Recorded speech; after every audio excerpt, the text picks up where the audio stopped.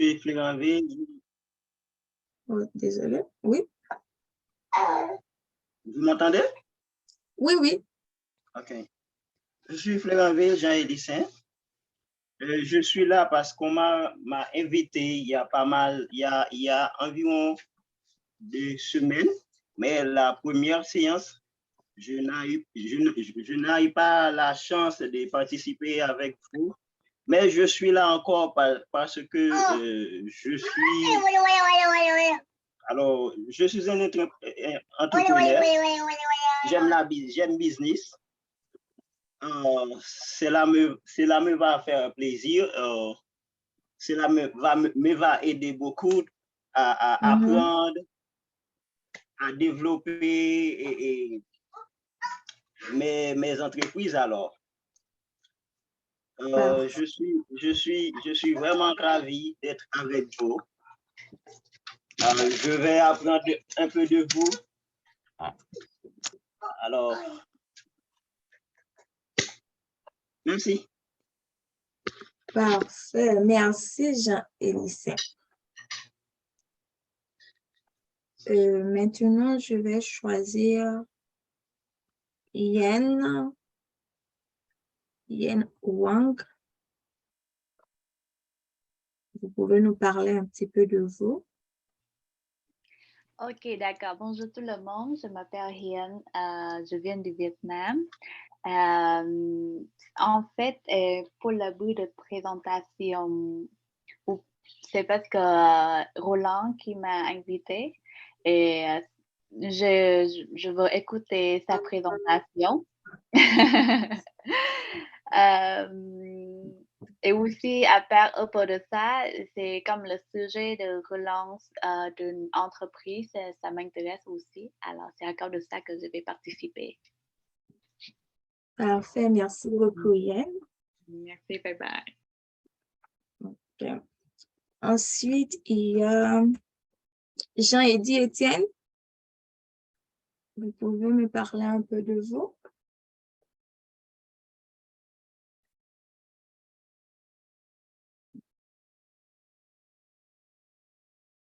Jean-Éddy Étienne, si vous êtes là.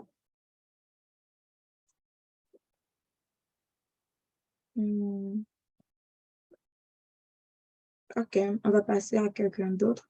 Anne-Mélissa Lafleur? Oui, je suis là. Parle-nous un peu de vous.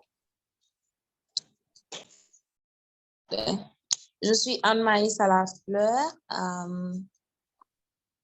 Je suis très intéressée par l'entrepreneuriat. Ceci est ma deuxième séance avec Roulette Marketing et encore une fois, ça me fait très plaisir. Parfait, merci. Anne-Mélissa. Qui d'autre qui est là? Rose. Salut Rose. Vous pouvez nous parler un petit peu de vous, s'il vous plaît?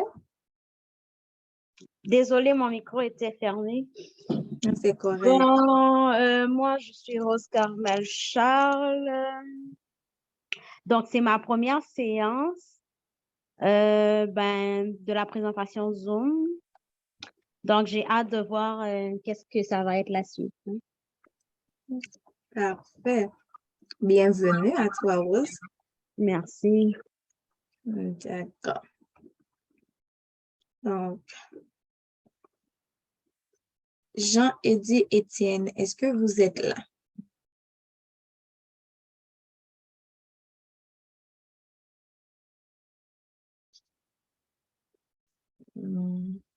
Peut-être qu'il y a un problème. Si vos micros n'arrivent pas à fonctionner, vous pouvez écrire dans le chat. OK, je peux lire dans le chat pour les autres. OK, nous avons une personne aussi avec moi sur WhatsApp. Sur WhatsApp, elle va essayer de parler un petit peu d'elle et puis si vous n'entendez rien, je vais vous dire ce qu'elle a dit. À toi, Huberta. Bonsoir. Bonsoir. Je suis Huberta, je suis haïtienne. Attends, Je pense Liberta. que c'est... Est-ce que vous entendez ce qu'elle dit? Oui. Allô? Oui, oui, Liberta, tu peux continuer. Ok. Oh. Allô? Oui, oui, on t'écoute. Je pense que c'est ma première séance. Mhm.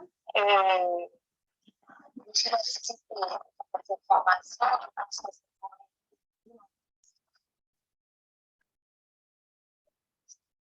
Ok, parfait. Ok, elle a dit que elle est Liberta et c'est sa première séance avec nous, que elle pense que ça va servir à quelque chose. Ok, il y a d'autres gens qui viennent de s'ajouter.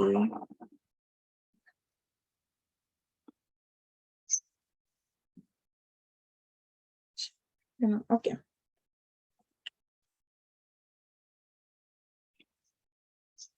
Il y a la fleur Angie.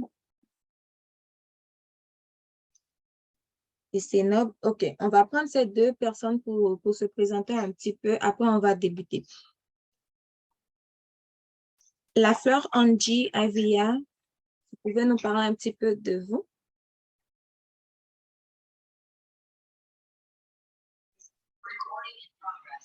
Bonsoir. Bonsoir. Comme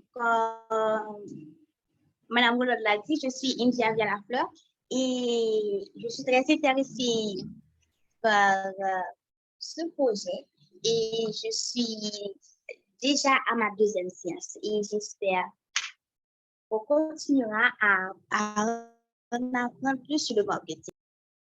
Ok, parfait. Good. Il y a Sénob. Sénob, vous pouvez nous parler un petit peu de vous? Coucou, Madame Hollande. Donc, je suis juste assistante. Je vais prendre note. Ok. C'est bien. C'est quoi votre nom complet? C'est Daphne Sénobleu. Parfait. Ok, merci beaucoup. Donc, on va débuter. Ok. La question que j'ai pour vous, c'est combien ici ont déjà lancé leur business? Est-ce qu'il y en a parmi vous qui ont déjà leur business?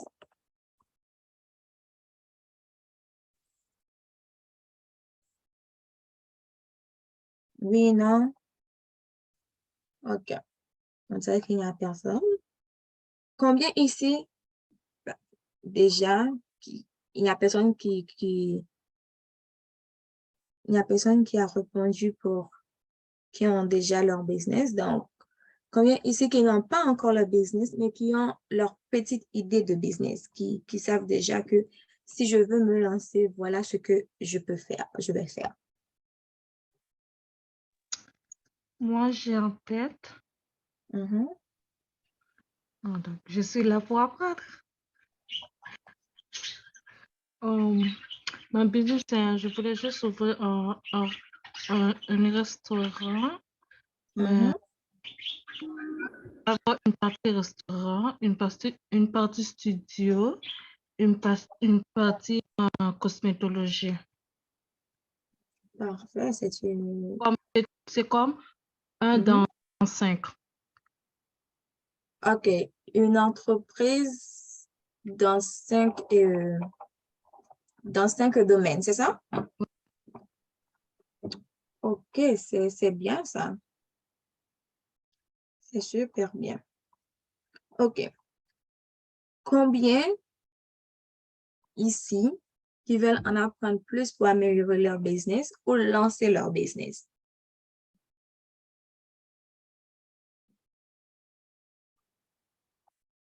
je suppose que si vous êtes là, c'est parce que vous voulez en apprendre plus. Mais Ben, je prends la liberté de poser la question. Et je vais vous dire pourquoi après que j'ai posé cette question.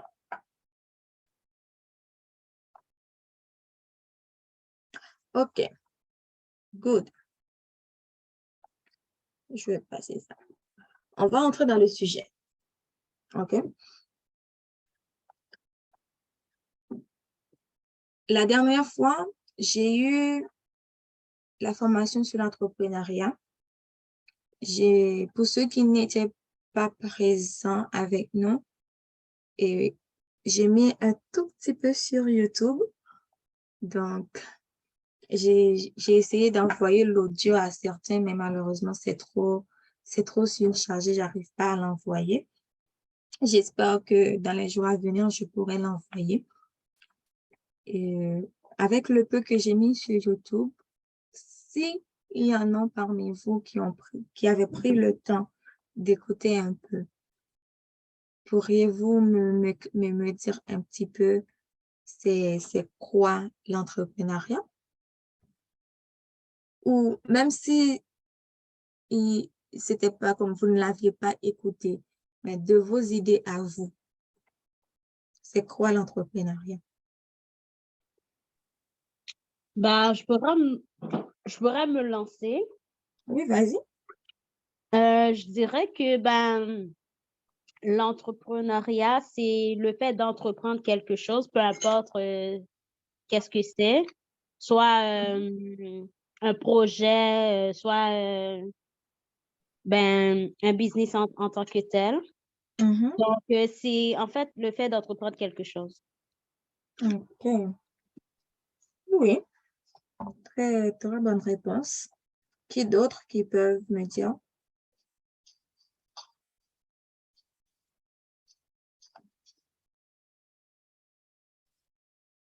Vous pouvez en parler, guys.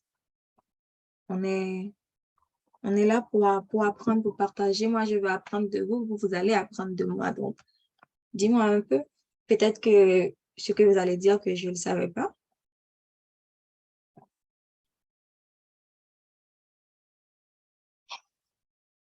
Personne d'autre. OK.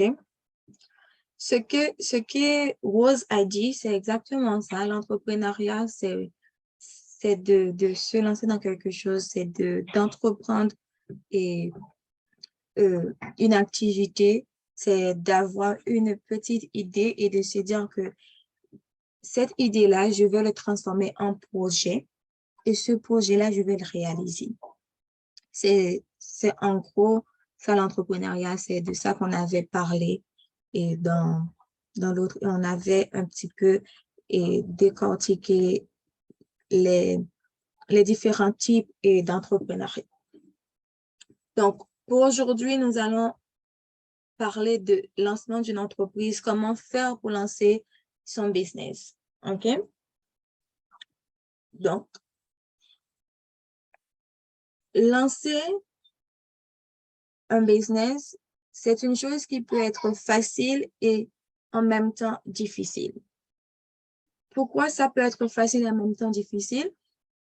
On peut avoir une idée, comme par exemple, Daphne, elle a son idée d'entreprise.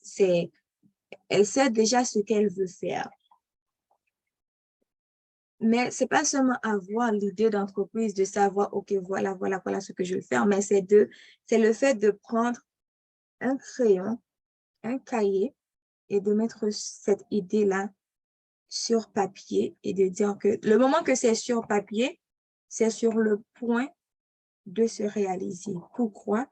Parce qu'on peut l'avoir dans notre tête, mais l'image qu'on a dans notre tête, est-ce que c'est exactement ça qu'on va se faire? L'image, oui, dans notre tête, c'est tout beau, tout cute, mais il faut vraiment le mettre sur papier afin de suivre les étapes pour pouvoir réaliser ce projet-là. Donc, quand on va se lancer dans un projet, on va toujours se poser des questions, la plupart du temps négatives, Des questions comme, est-ce que vraiment ça vaut la peine de me lancer dans l'entrepreneuriat? Est-ce que je vais réussir? Est-ce que je vais arriver à vendre ce que je veux vendre? Est-ce que je ne vais pas faire faillite? Est-ce que je ne vais pas seulement dépenser de l'argent pour ne pas en gagner? Beaucoup de questions qui vont nous mettre dans le doute et qui vont nous empêcher de nous lancer dans l'entrepreneuriat. Face à toutes ces questions-là, on doit juste se dire que dans la vie, il faut risquer pour gagner.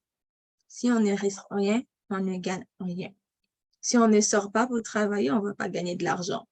Si on ne se lève pas pour aller à l'école, on ne va rien apprendre. Donc, c'est la même chose dans l'entrepreneuriat. Si on se dit qu'on a juste un projet qui est là dans notre tête, personne ne va être au courant de c'est quoi. Comme si je ne suis pas au courant, comment je vais pouvoir l'acheter? Il faut que vous arrivez à dire que, OK, j'ai cette idée-là. Donc, cette idée-là, je dois le transformer en projet et afin d'arriver à vendre mon idée. Donc, c'est ça l'entrepreneuriat. Comme moi, j'ai débuté avec Emundo Collection, j'avais toutes ces questions-là. J'avais toutes ces questions-là et que ça m'empêchait aussi d'avancer. Parce que à force que j'écoutais les gens aussi, j'écoutais beaucoup de personnes qui me disaient « Non, tu vas dépenser pour rien, tu n'as pas encore la capacité de vraiment te lancer en entreprise, tout ça. » Mais je me suis dit, oui, ça se peut que je vais dépenser pour rien. Mais je vais gagner de l'expérience. Je vais gagner de l'expérience. Je vais pouvoir apprendre de cet échec-là, en fait. Parce que c'est comme quand on se lance dans l'entrepreneuriat et qu'au début, on va faire beaucoup d'erreurs. On peut dépenser, disons, pour un projet, disons, 1 000 $ et on ne gagne même pas 300 $. Mais cependant, on apprend de cela pour pouvoir améliorer notre projet, pour pouvoir améliorer notre idée. Donc, n'ayez pas peur, si vous avez une idée, de vous lancer dans ce projet, dans votre projet, en fait, de le mettre sur pied. OK?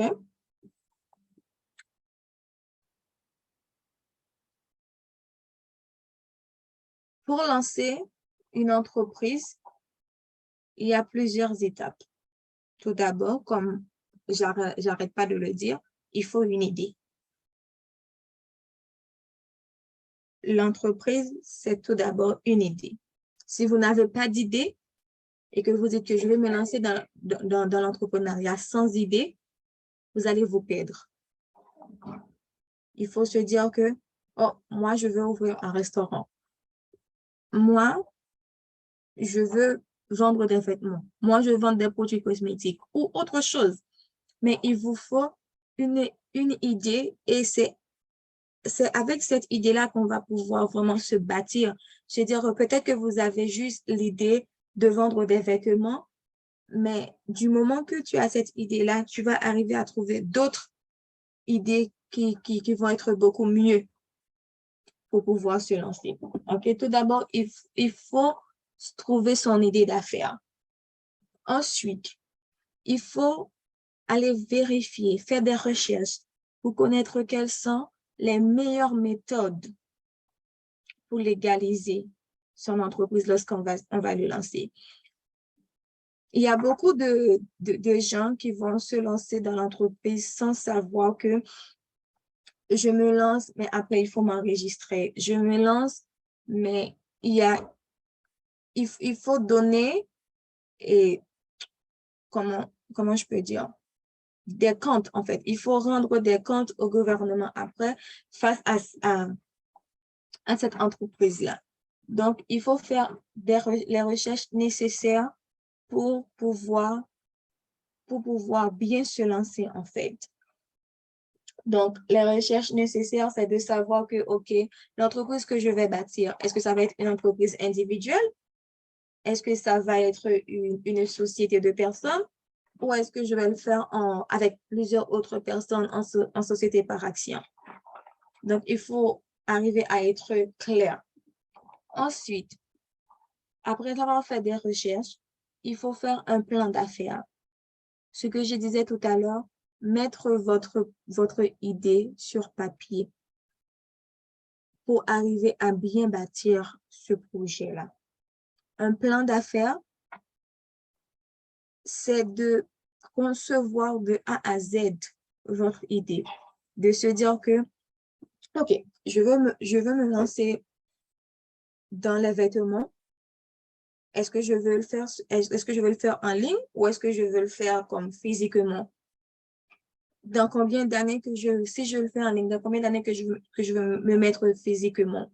Avec combien d'argent que je vais me lancer? Il faut arriver à bien faire un plan d'affaires. Parce que le plan d'affaires, c'est hyper important pour l'entreprise, pour le projet, pour l'entreprise.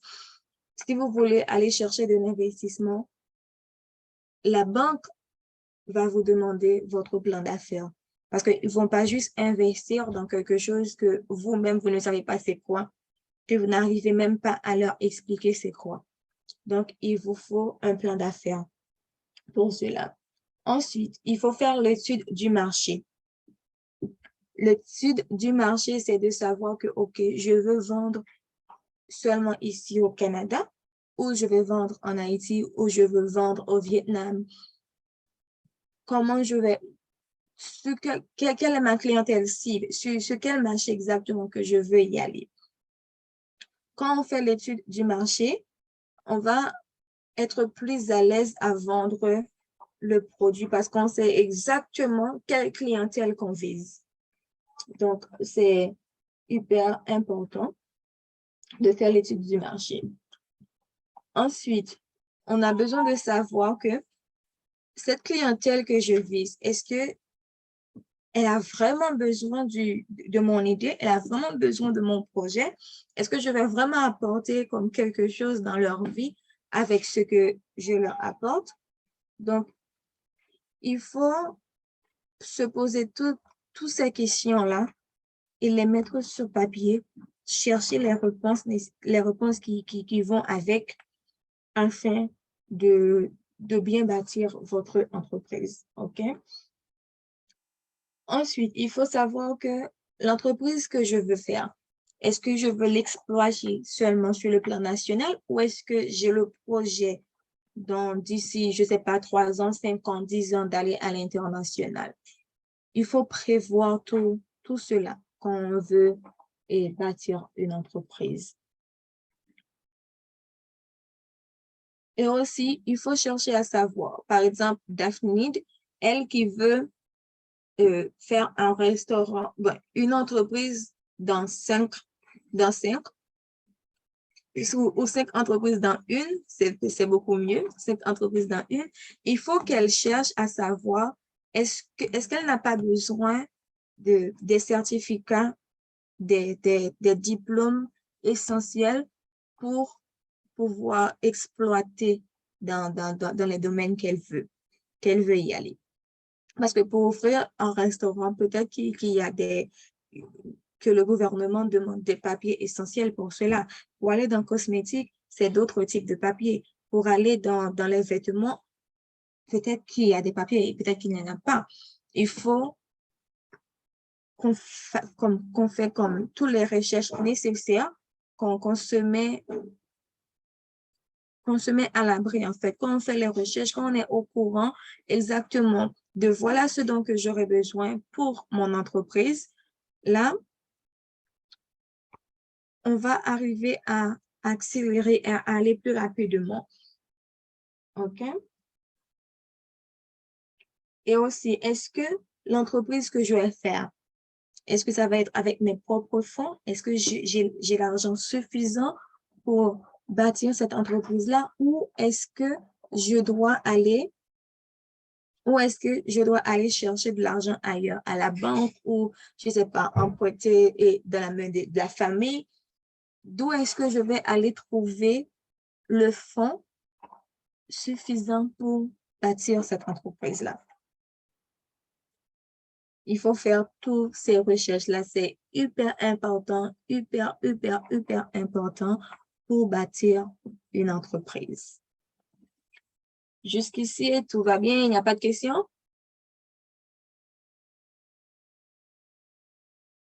Non. OK.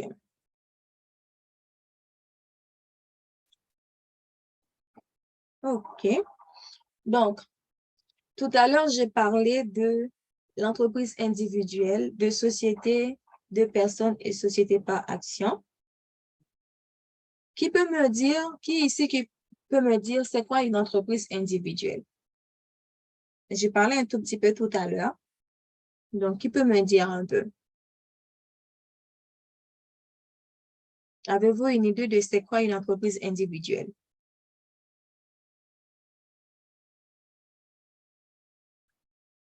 Je pourrais me lancer encore. Allez-y. Une entreprise individuelle, je pourrais dire que c'est une entreprise qui a un seul propriétaire, donc un seul investisseur. Puis, je peux aussi dire que c'est une entreprise qui n'a pas d'associés, de filiales et tout, là. OK. Ouais. Ouais. Ce que tu as dit, c'est vrai. Quelqu'un d'autre peut ajouter quelque chose? Comme moi, l'exemple. Oui, vas-y. Vas-y, Daphne. Oui, j'ai dit l'entreprise individuelle en un seul mot, c'est une entreprise autonome.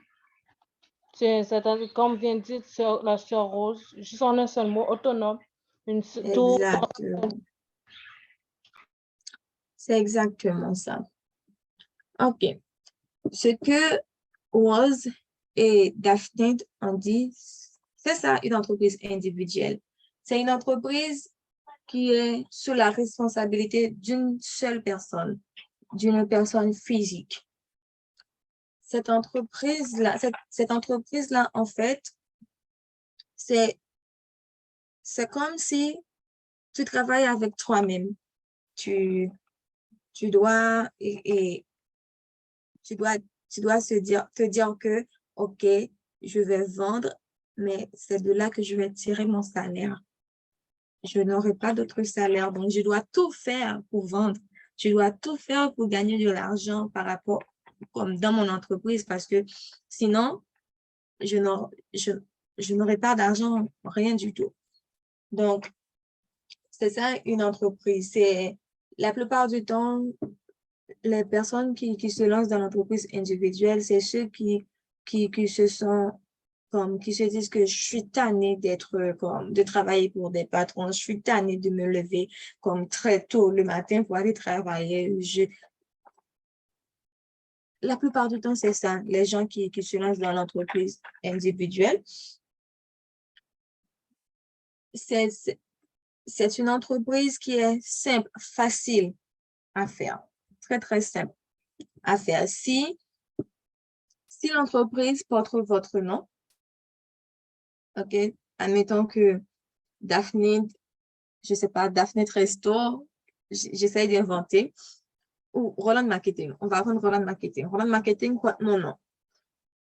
Donc, je peux décider d'enregistrer Roland Marketing dans les registres des entreprises, tout comme je peux décider de ne pas l'enregistrer parce que ça porte mon nom. Cependant, du moment que Roland Marketing atteindra 30 000 $ pour l'année, je suis dans l'obligation de l'enregistrer auprès des registres des entreprises. Pourquoi je dois l'enregistrer? Parce que c'est de là que les services que je vais offrir, les services que j'offre, je dois taxer. Je dois mettre les taxes dessus. Quand je vais faire l'impôt, je dois payer pour. OK? Si je l'enregistre pas, j'ai dit que, OK, je vais pas enregistrer Roland Marketing, mais je gagne de Roland Marketing. Donc, quand je fais l'impôt, je dois déclarer ce que je gagne de Roland Marketing. Pourquoi? Parce que c'est déjà en place, c'est déjà sur pied. Après, si je ne le déclare pas dans mes impôts, lorsque je vais dire, OK, là maintenant, je vais enregistrer et Roland Marketing, ils peuvent avoir des questions qui vont me mettre dans l'embarras. Pourquoi je ne l'avais pas déclaré dans l'impôt que j'avais fait. Donc, c'est super important quand on a une entreprise, même si on l'enregistre, on n'a pas fait l'enregistrement, on doit faire la déclaration dans nos impôts. Mais toutefois, si l'entreprise porte votre nom, ce n'est pas obligatoire de l'enregistrer. Cependant, si l'entreprise ne porte pas votre nom, ou je ne sais pas si c'était juste agence de marketing comme ça, mon nom n'est nulle part là-dedans, je suis dans l'obligation de l'enregistrer auprès des registres.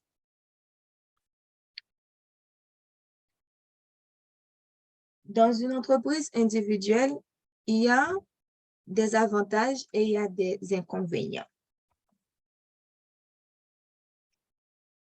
Il y a des avantages et il y a des inconvénients. L'avantage de l'entreprise individuelle. L'avantage de l'entreprise individuelle, c'est je suis mon propre patron. Je gère mon entreprise comme je le veux. Il n'y a personne qui va venir me dire que à Roland, et tu dois faire ci, tu dois faire ça comme ça. Roland, tu n'as pas bien fait ci, tu n'as pas bien fait ça, il faut le refaire. Non, c'est à moi de savoir c'est quoi la structure de mon entreprise, comment je le gère. Ça, c'est l'une des avantages. Des avantages, c'est si pendant l'année, je gagne rien, donc Roland ne gagne rien. C'est pas l'entreprise qui n'a pas qui ne rentre rien. C'est Roland qui ne rentre rien là. Roland n'a rien dans sa poche. Elle n'a pas de salaire parce que l'entreprise, c'est elle, en fait. Donc, c'est l'inconvénient. Une des avantages encore, c'est que pour l'entreprise individuelle, on n'a pas besoin de prendre des avocats, on n'a pas besoin de prendre comme des comptables. C'est pas obligatoire d'avoir des employés, mais on peut en avoir si on le désire, mais c'est pas obligatoire. Et tout ça, ce sont des avantages pour une entreprise individuelle. Excuse-moi, Sœur Roland. Oui? Madame Roland, whatever. J'aimerais, Allez-y. est-ce que tu peux clarifier pour moi quelle est la différence entre une entreprise individuelle et auto-entrepreneur? C'est presque la même chose. Une entreprise individuelle, c'est tu es autonome. Une entreprise auto-preneur, c'est une micro-entreprise, c'est la même chose, tu le gères à ta façon, tu le fais comme tu veux, c'est les mêmes méthodes. C'est les mêmes méthodes, c'est juste qu'on utilise d'autres mots pour le décrire en fait. Tu vas voir, chaque pays va dire d'autres mots pour ça, comme quand tu regardes, je faisais des recherches, quand je regarde comme vers la France, ils utilisent plus autocréation et tout ça, mais ici au Québec, ils utilisent plus entreprise individuelle ou travailleur autonome. C'est quasiment la même chose. C'est exact. Ouais. OK. Donc, Pour l'entreprise individuelle aussi, comme je disais tout à l'heure, pour l'impôt, ça peut être un avantage et ça peut être un inconvénient. Pourquoi ça peut être un avantage? C'est un avantage lorsque, quand on n'atteint pas encore les 30 000, c'est un grand avantage.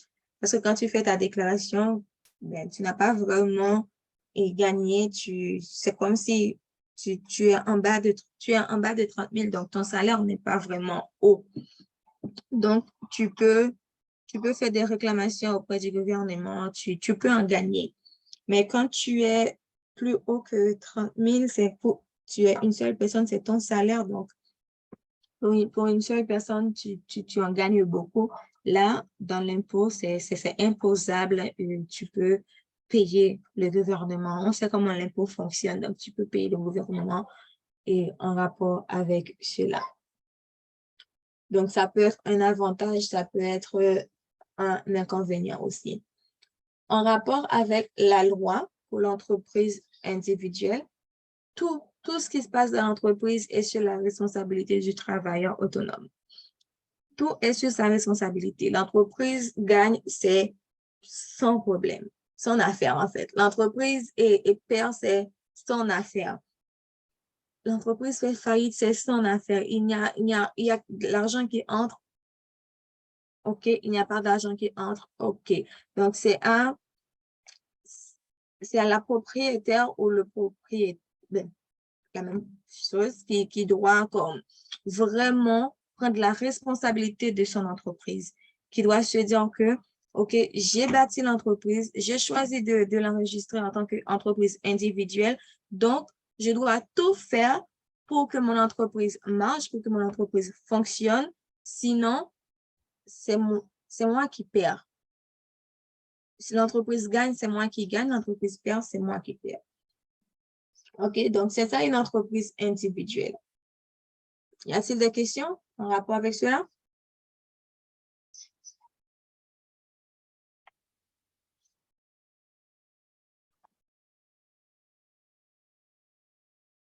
Non?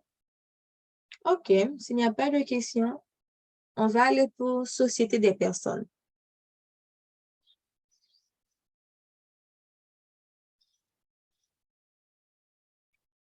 On va aller pour société des personnes.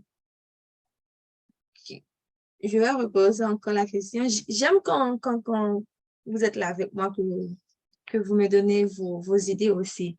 OK, guys? Donc, c'est pourquoi je vais toujours poser des questions. Donc, qui peut me dire c'est quoi une société de personnes?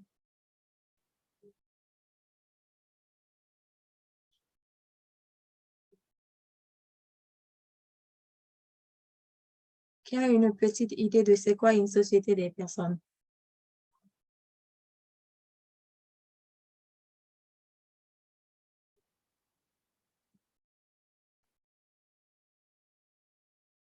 Personne ici? Non? OK. Alors, je vais vous dire c'est quoi. Une société des personnes, en fait, c'est une entreprise qui se met en place avec 2 personnes ou 3 personnes. C'est une entreprise qui est plutôt simple aussi, tout comme l'entreprise individuelle, et qui n'est pas chère du tout pour le mettre sur pied. L'entreprise, une chose que j'avais oublié de dire pour l'entreprise individuelle, c'est vraiment, vraiment, vraiment pas cher de mettre une entreprise individuelle sur pied. OK? Mon petit témoignage à moi, j'ai commencé Emondo Collection. J'avais seulement 500 $. Quand j'ai commencé Emondo Collection, j'ai fait mon site web, j'ai acheté quelques produits et j'ai commencé à vendre cela à seulement 500 $. Et pour faire l'enregistrement, ça m'avait coûté, je pense, 35 $ pour faire l'enregistrement auprès des registres du Québec. Donc, c'est vraiment, vraiment pas cher de mettre ça sur pied. Cependant, pour société des personnes, c'est aussi simple et peu cher. Par contre, c'est un petit peu plus cher que l'entreprise individuelle. OK? Il n'y a pas d'exigence juridique formelle pour la société des personnes. L'entreprise n'a pas besoin comme dénomination commerciale enregistrée. C'est tout comme l'entreprise est individuelle, c'est pas obligatoire d'aller enregistrer tout de suite l'entreprise. Si l'entreprise porte le nom des associés, en fait, des gens qui l'ont bâti, en fait. C'est pas obligatoire d'aller l'enregistrer tout de suite. C'est pas aussi un besoin obligatoire de s'inscrire auprès des taxes pour appliquer comme les taxes, tout et tout. Cependant, pour avoir un compte bancaire, c'est hyper important pour avoir un compte bancaire pour cette entreprise-là.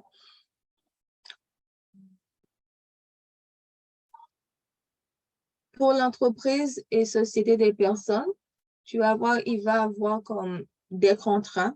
Habituellement, il y a des contrats qui se sont établis pour dire que, OK, on est deux, on est trois à bâtir cette société-là. Donc, qu'est-ce que je gagne, qu'est-ce que toi tu gagnes, combien qui est pour moi et combien qui est pour toi. Donc, il faut déjà établir les bases de l'entreprise parce qu'on est en partenariat. On est en partenariat, on doit partager on doit partager la capitale, en fait, de l'entreprise. OK, donc c'est ça une société des personnes. Il y a aussi des avantages et des inconvénients pour une société des personnes. OK? La société des personnes inclut la société en copropriété avec certaines formalités et des frais administratifs modérés. Les propriétaires mettent en commun leurs fonds pour lever des capitaux. Donc, on est 2, 3 à bâtir cette entreprise-là. Donc, admettons que si on se dit que il nous faut $1 500 pour ce projet-là, donc chacun de nous va mettre, disons que moi je mets 500, l'autre met 500, jusqu'à ce qu'on arrive aux $1 500. L'inconvénient, c'est que la prise de décision peut être très lourde et les décisions importantes qu'on doit comme prendre là pour l'entreprise, on doit toujours consulter l'autre. C'est plus moi tout seul, tout seul qui décide ce que je fais de cette entreprise-là. Il faut toujours consulter l'autre pour les décisions importantes de l'entreprise. Il est important d'avoir un comptable pour pouvoir avoir le contrôle sur la comptabilité, sur l'argent qui entre, l'argent qui sort. Vu qu'on est trois, oui, on a confiance l'un dans l'autre. C'est pourquoi on s'est dit qu'on va se lancer en affaires, mais on ne sait jamais. On ne sait jamais ce qui peut arriver. Donc, il est super important d'avoir comme un comptable pour avoir le contrôle sur l'argent de l'entreprise.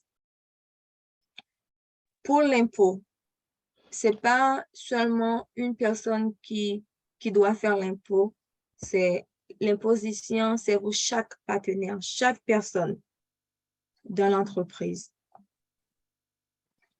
Oui, Daphne?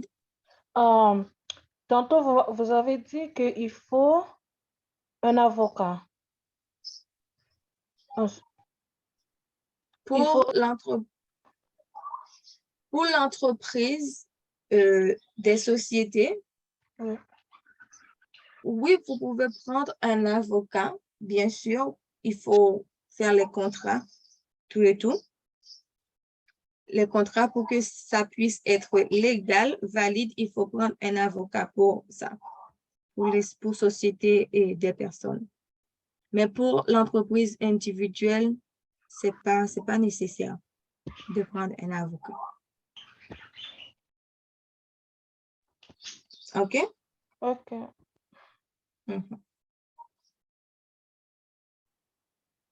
OK. il faut toujours avoir les flux de trésorerie pour que chaque partenaire puisse être au courant de ce qui se passe dans l'entreprise. Et aussi, lorsque on va faire comme des demandes auprès de la banque ou auprès d'autres investisseurs, il faut qu'on arrive à leur montrer d'où on sort et où est-ce qu'on est rendu et d'où on va avec l'entreprise. OK? Donc, c'est ça une société de personnes.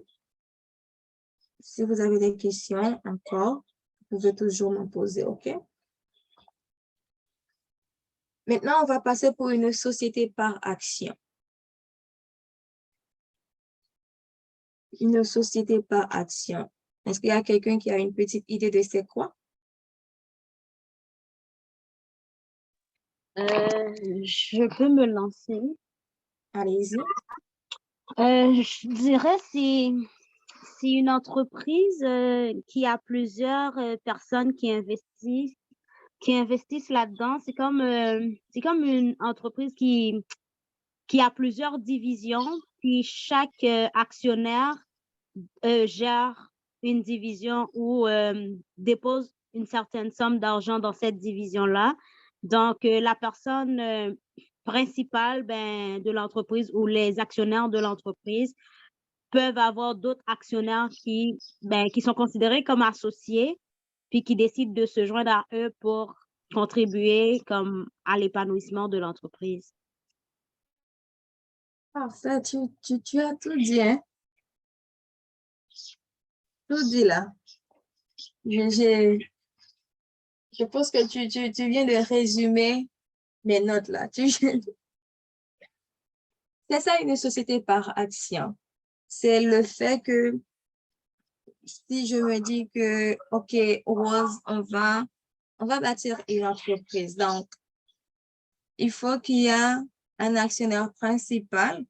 Et l'actionnaire principal, toujours, on demande si c'est deux personnes, l'un d'entre, comme si c'est moi et Rose, soit que moi j'ai 51% et que Rose a 49% d'actions, ou que Rose a 51% et moi et 49% d'actions.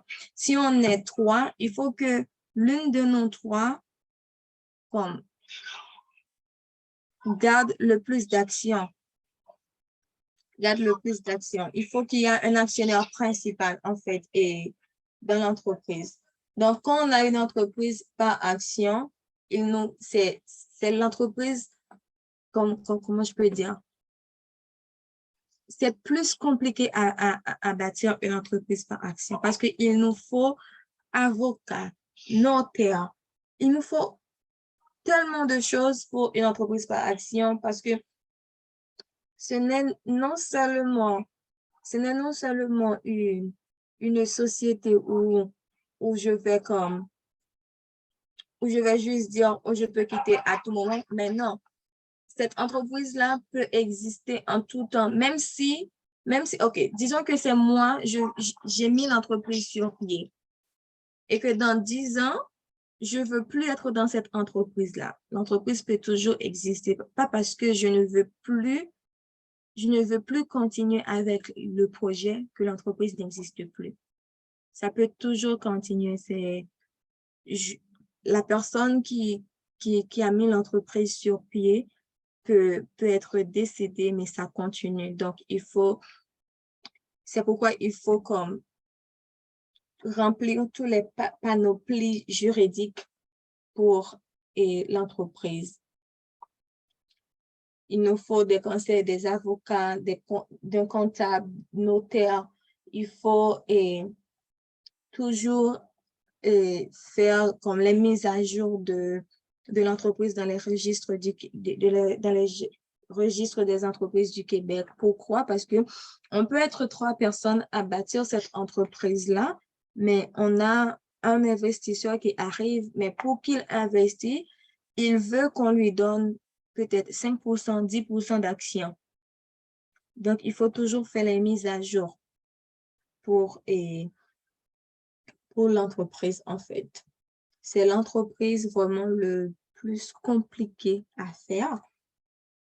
mais je pense aussi c'est l'entreprise qui est le plus important, en fait, je pourrais dire, parce que ça reste, même si je ne suis pas là, je peux bâtir l'entreprise après. Quand mon enfant a, je sais pas, l'âge pour prendre des responsabilités, et là, je lui dis, OK, je vais juste te déléguer l'entreprise, moi, je suis plus là, et ça continue. Tandis que l'entreprise individuelle, si je peux pas juste dire, je vais comme transférer ça à mon enfant, non. Dès que je sais, c'est mon entreprise, c'est mon nom, c'est mon identité. Dès que je ne suis plus là, c'est fini. Il n'y a plus cette entreprise-là.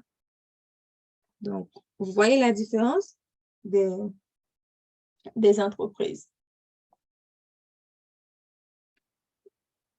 Donc, pour l'entreprise, pour la société par action, les propriétaires multiples dont le pourcentage de participation est déterminé par le nombre d'actions qu'ils détiennent. Généralement, la structure et les formalités d'une société cotée en bourse sont complexes et les coûts administratifs sont élevés. La prise de décision est partagée sous la direction d'un conseil d'administration qui peut entraver la flexibilité, mais accroître la responsabilité et la capacité d'une entreprise à lever des capitaux. Donc, pour prendre la décision pour l'entreprise, il faut un conseil d'administration. Pour l'entreprise par action, il faut toujours comme le siège social. Là, c'est comme la référence en fait de l'entreprise. C'est là que les réunions, tout ce qui englobe l'entreprise va se passer là. Donc, quand on fait comme c'est l'inconvénient comme d'une société par action, c'est le fait qu'on ait plusieurs actionnaires. Je peux dire, moi qui avais mon idée, moi qui avais mon projet, je peux dire que, OK, on fait une petite réunion pour l'entreprise et que j'ai dit, oh, j'aimerais mettre telle chose, comme ajouter telle chose dans l'entreprise. Mais si les autres actionnaires ne sont pas d'accord, certes, c'était mon idée, certes, c'était mon projet, certes, c'est moi l'actionnaire et majoritaire, mais si les autres ne sont pas d'accord, on ne va pas le mettre parce que je suis pas la seule dans l'entreprise. Il faut prendre en compte l'avis des autres actionnaires. OK? Donc, pour la comptabilité, le suivi des revenus, des dépenses et de la gestion des flux de trésorerie est effectué à l'interne par des professionnels, avec un soutien professionnel supplémentaire à l'extérieur. Donc, non seulement qu'on doit avoir comme des comptables dans l'entreprise, dans la société par action, mais aussi on doit s'attendre à toujours faire appel à d'autres comptables en dehors de nos comptables pour pouvoir mieux gérer l'argent de l'entreprise. Les sociétés cotées publiquement doivent présenter leurs résultats au public avec des états financiers vérifiés et des déclarations détaillées. Donc, tout ce qui se passe dans l'entreprise et les revenus, ce n'est plus privé. Par exemple, pour l'entreprise individuelle, je peux gagner 50 000, 100 000. Il n'y a que moi et lorsque je fais l'impôt qui savent que, OK, Roland avait gagné 100 000 cette année. Tandis que pour les sociétés par action, c'est public.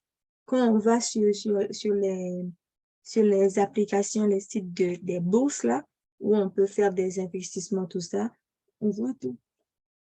On voit tout ce qui se passe dans ces sociétés-là.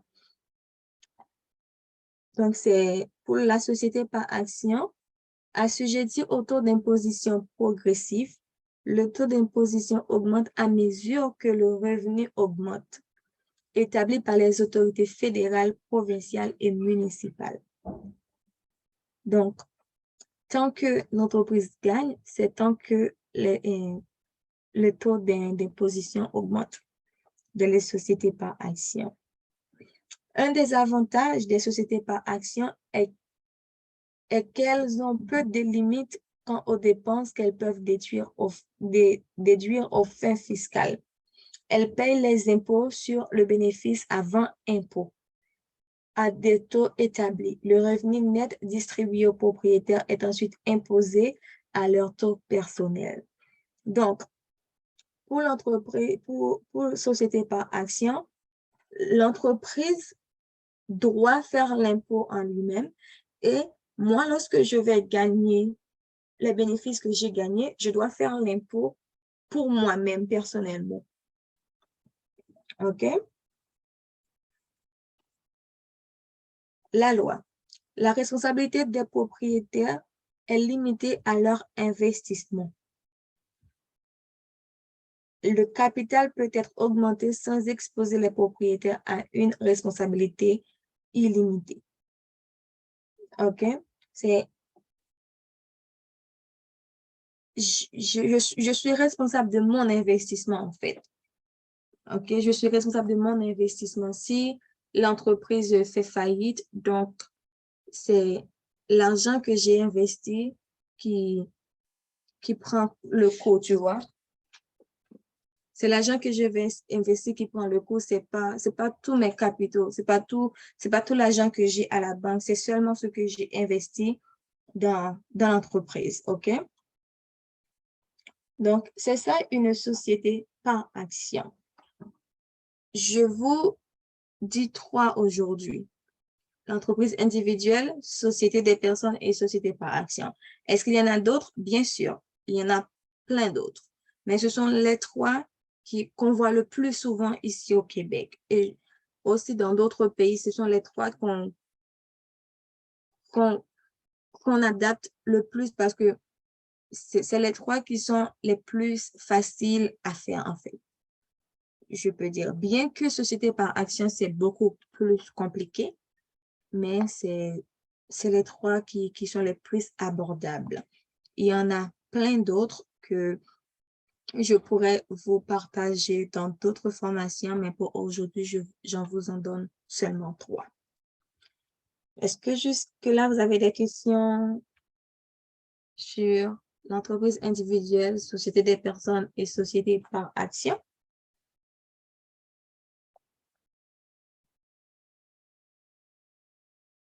Pour moi, c'est clair. Je ne sais pas pour les autres.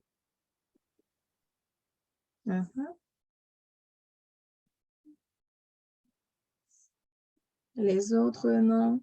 Je monte à bord. Tu montes à bord? OK.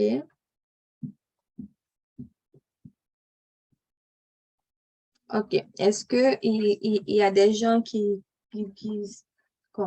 avaient plus de connaissances dans ce type d'entreprise-là et que moi, je n'ai pas dit, vous pouvez partager avec moi. Je vous ai partagé ce que je sais. Donc, si vous en connaissez plus, vous pouvez me donner aussi. On est là pour apprendre. OK? Je pourrais, je sais pas si c'est vraiment une question, mais je voulais juste savoir,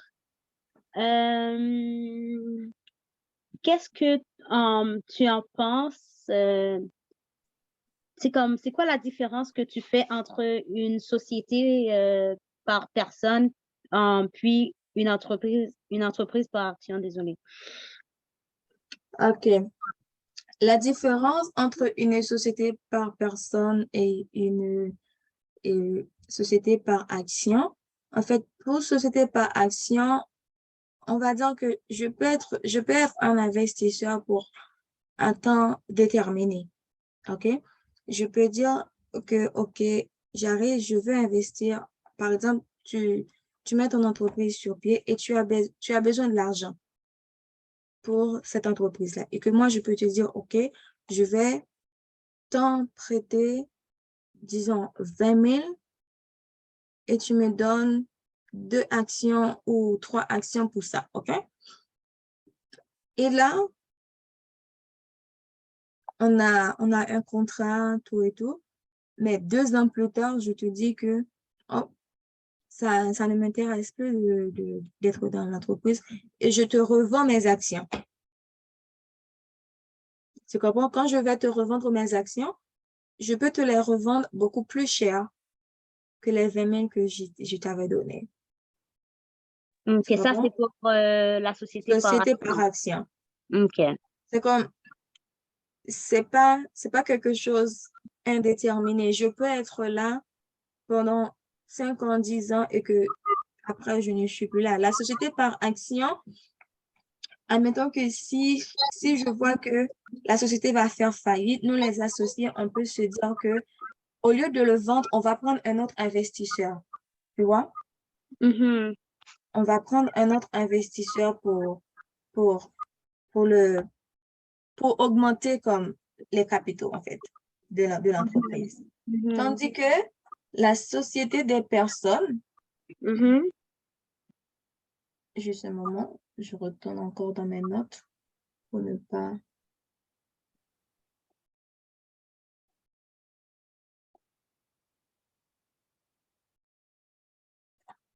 OK.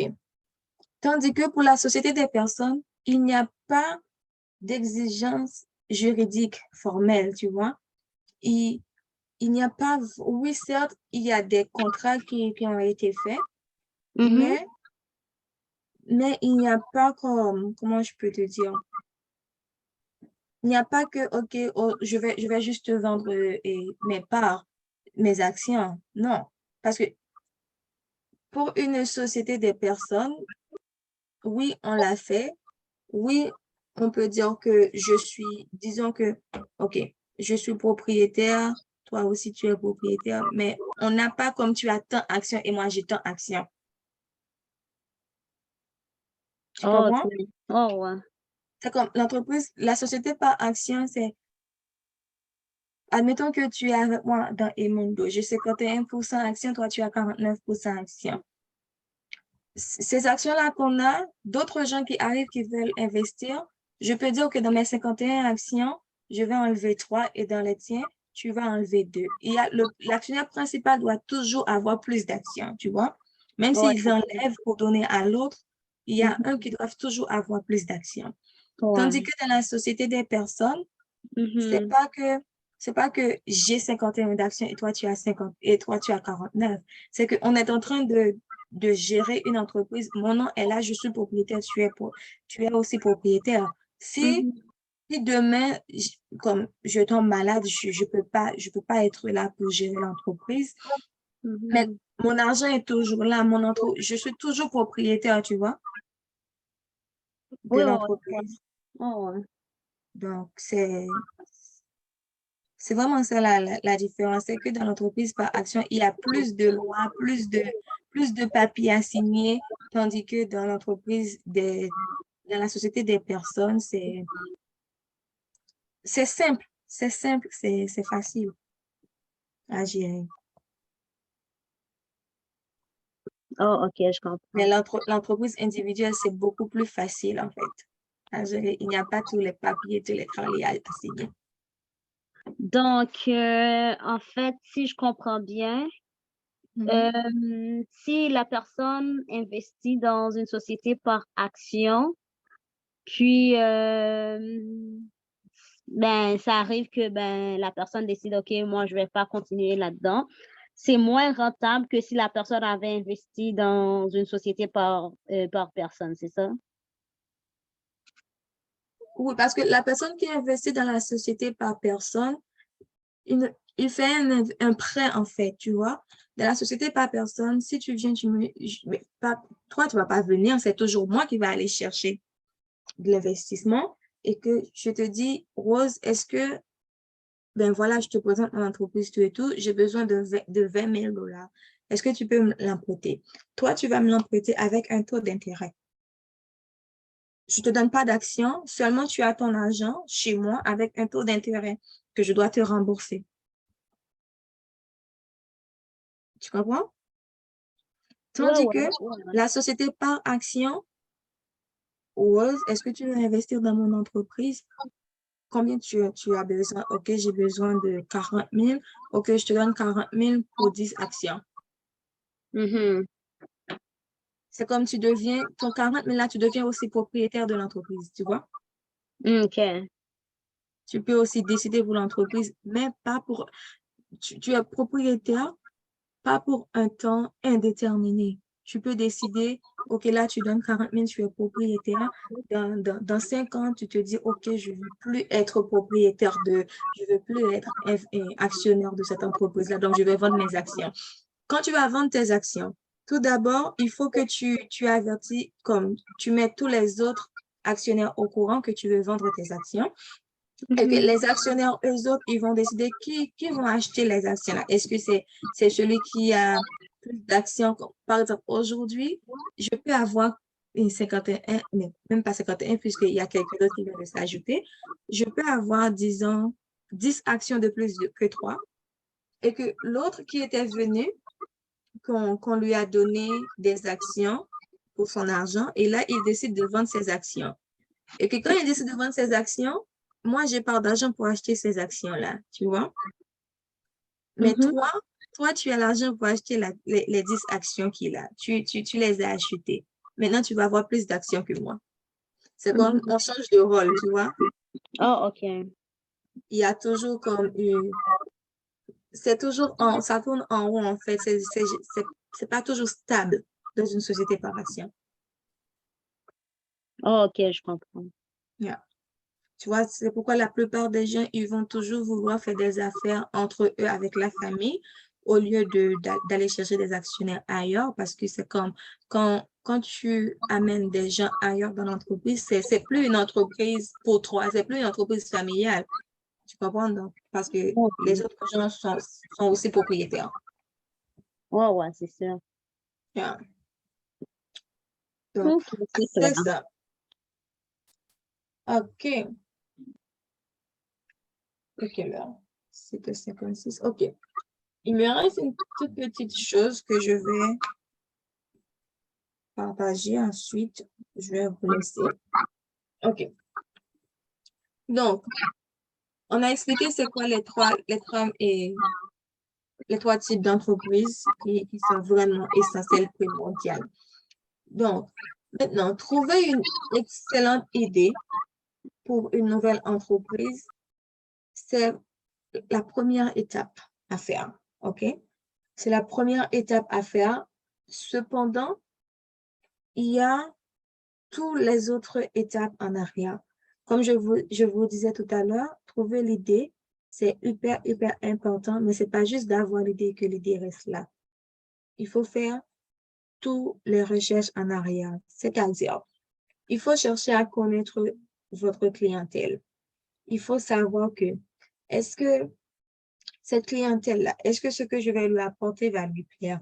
Est-ce qu'il va l'acheter? Est-ce que comme le produit va se vendre comme rapidement avec la clientèle que j'ai choisie? Il faut chercher à connaître sa clientèle. Sinon, on ne va pas arriver à vendre l'entreprise. L'idée qu'on a, on ne va pas arriver à le vendre. Parce que quand on dit qu'on veut mettre une entreprise sur pied, peu importe l'entreprise, peu importe si c'est vendre des produits ou si c'est des services, il faut arriver à vendre son idée. Mais pour vendre son idée, il faut connaître sa clientèle. OK? Ensuite, quand on se dit qu'on va mettre une entreprise sur pied, OK, admettons que Daphne, elle qui dit qu'elle veut faire un restaurant avec d'autres types à l'intérieur, mais premièrement, c'est un restaurant. Il y a plein d'autres restaurants. Il y a plein d'autres restaurants dans le pays. Donc, Daphne, elle doit arriver à faire la différence parmi tous ces autres restaurants. Elle doit être unique. Elle doit trouver quelque chose pour se démarquer de la concurrence. Elle doit chercher à étudier la concurrence, à connaître tous les concurrents qui sont aux alentours. Donc, elle doit connaître leurs forces, leurs faiblesses. Elle doit connaître quelles sont les menaces que ces concurrents-là représentent pour elle. Et avec leurs forces et leurs faiblesses, quelles sont les opportunités qui vont être là pour elle. Parce que si telle entreprise a telle faiblesse, OK, je vois qu'elle a telle faiblesse, donc je vais utiliser ces faiblesses pour pouvoir me démarquer. Ça, ces faiblesses deviennent une opportunité pour toi. Donc, il faut chercher à connaître tout ça. Ensuite, il faut trouver de l'aide. Pour bâtir une entreprise, avoir une idée là, oui, c'est vrai que je sais que la plupart des gens vont dire que oh, non, je n'aime pas partager mes idées, je n'aime pas partager mes projets parce que c'est pas encore réalisé. Il faut trouver des idées, pas des idées, de l'aide, dis-je. Il faut trouver de l'aide parce que tu as l'idée. Mais est-ce que tu sais tout ce qui englobe l'idée? Tu sais exactement quoi faire? Peut-être qu'en allant chercher de l'aide, tu vas te dire que, OK, avec les conseils que j'ai trouvés ici, je peux améliorer mon idée. Certes, ne va pas chercher de l'aide n'importe où. Il faut trouver de l'aide là où on sait que c'est pour améliorer. Par exemple, là, on est là pour une séance de formation. Cette petite formation, je suis sûre que ça peut vous aider. C'est de trouver de l'aide aussi comme un petit peu partout. Fais les recherches. Il y a tellement de blogs, de sites web qui expliquent comment bâtir comme des projets, etc. Fais les recherches. Je trouve des livres. Va dans les portes ouvertes, dans les petites conférences quand on veut mettre un projet sur pied. Ne va pas, comme je vous dis, ne va pas dire que, OK, admettons que Rose, tu as une idée, ne va pas dire que, OK, l'idée d'entreprise que j'ai, je vais aller le partager, je sais pas moi, avec les enfants que je fréquente de mon quartier, là, avec les jeunes de mon quartier comme ça. Non, tu vas chercher de l'aide là où on doit trouver de l'aide, là où tu sais que si je vais là, je vais trouver même une petite phrase qui peut me pousser à aller de l'avant. Donc, c'est hyper important. Et aussi, il faut être très ouvert pour, juste un moment, il y a la fille qui m'appelle encore. OK.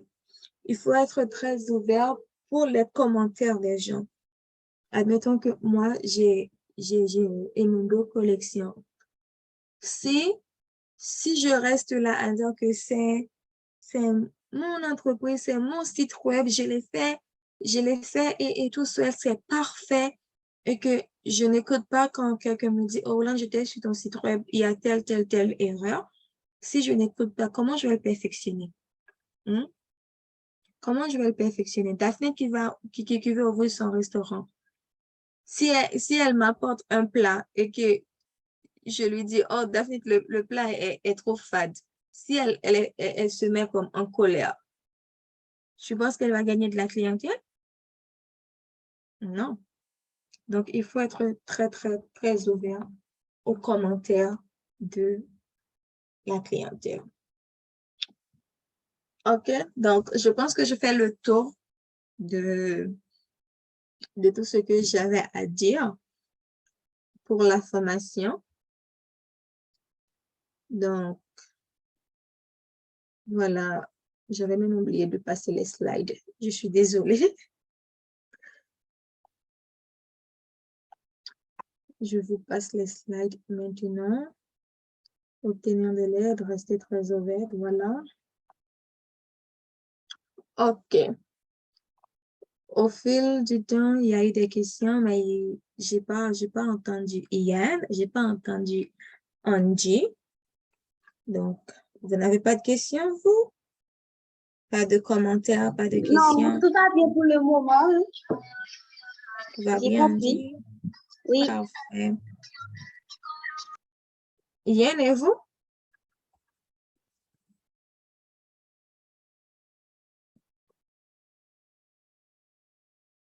On dirait qu'elle n'est pas là. OK. Good. Bon, je vais revenir sur le programme Adultpreneur. Vous voyez ce que je viens de faire là? C'est une petite formation. Si je regarde dans mon ordinateur, j'ai tellement de notes que j'ai préparées que je ne vous ai pas tout dit. Je vous ai donné juste un tout petit peu. Donc, si vous êtes intéressé à en savoir plus, à avoir plus d'épices, plus d'ingrédients, le programme Adultpreneur va débuter le premier samedi du mois d'octobre, qui va être, je vais vous dire la date, le premier samedi octobre, le 1er octobre, wow. Le 1er octobre, ça va débuter, le programme Adultpreneur. J'avais dit tout à l'heure un petit peu c'est quoi le programme Adultpreneur, mais si vous êtes intéressé, vous pouvez m'écrire en privé où vous allez avoir plus de détails de ce qui englobe vraiment le programme Adultpreneur. Pour y participer dans le programme Adultpreneur, pour ceux qui sont ici au Canada, c'est 35 $ l'inscription. Ensuite, on va voir pour les documents, etc. Mais rassurez-vous, ça ne va pas être cher pour les documents, OK? On va s'entendre là-dessus. Donc, vous pouvez m'écrire en privé pour cela, pour le programme Adultpreneur. Pour ceux qui ne sont pas ici au Canada et qui veulent participer aussi, écrivez-moi en privé et qu'on va regarder avec les taux du jour, etc., combien le 35 $ canadien donne, je ne sais pas, dans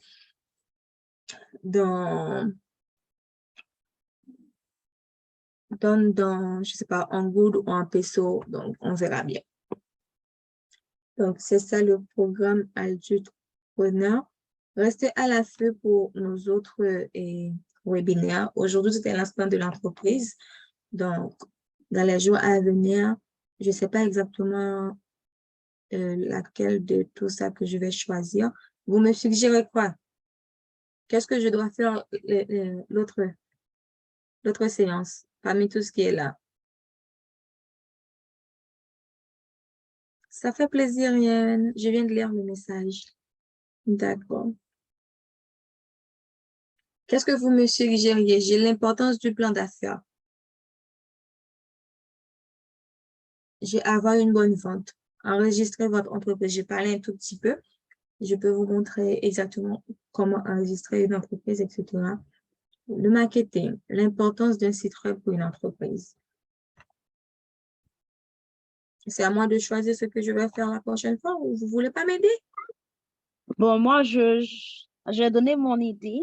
Je vote pour l'importance d'un site web pour une entreprise. L'importance d'un site web. OK. Good. Voilà, j'aime qu'on m'aide à choisir. J'aime ça. OK. Donc, je vais voir avec ton idée, Rose, si je peux le faire, OK? Donc, voilà les œuvres de Roland Marketing. Roland Marketing qui a pu faire la conception du site web Emondo Collection et aussi le site web de Orange.ca. Donc, vous le savez, déjà, je l'avais dit tout à l'heure, Emondo Collection vend des vêtements, des produits de maison, des produits cosmétiques, en gros et en détail pour ceux qui en veulent. Donc, en gros, on le fait en gros, vu que Emondo Collection est en partenariat avec Roland Marketing. Donc, si un de vous veut se lancer en affaires et que vous dites que, OK, je veux vendre des vêtements ou des produits cosmétiques, donc Emondo Collection peut vous vendre en gros pour vous lancer. OK? Et sur Orange.ca aussi, et c'est pour produits cosmétiques et ils vendent en gros aussi. Et aussi, nous Roland Marketing est en partenariat avec Garderie Lille OY, qui se trouve à Laval. Donc, pour ceux qui ont des enfants ou ceux qui connaissent des gens qui ont des petits-enfants entre c'est quoi encore l'âge, 12 mois à 5 ans, qui sont à Laval, ou même qui ne sont pas à Laval, mais qui sont prêts à se déplacer pour amener leurs enfants. Donc, ils peuvent contacter Garderie Lille OY. C'est déjà ouvert, ça fait presque 2 mois. OK. Donc, voilà, j'ai fait le tour. Merci. Merci beaucoup pour votre présence. Donc, je vous dis à la prochaine s'il n'y a pas d'autres questions ou de commentaires. Ça m'a fait plaisir de vous avoir avec moi, de m'avoir écouté pour la 2e fois.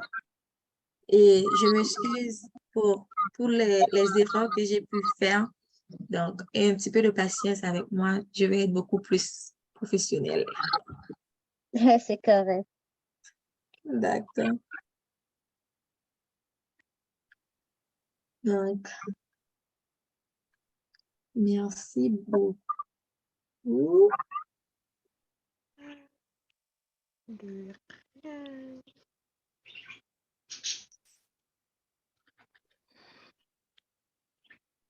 Bye bye.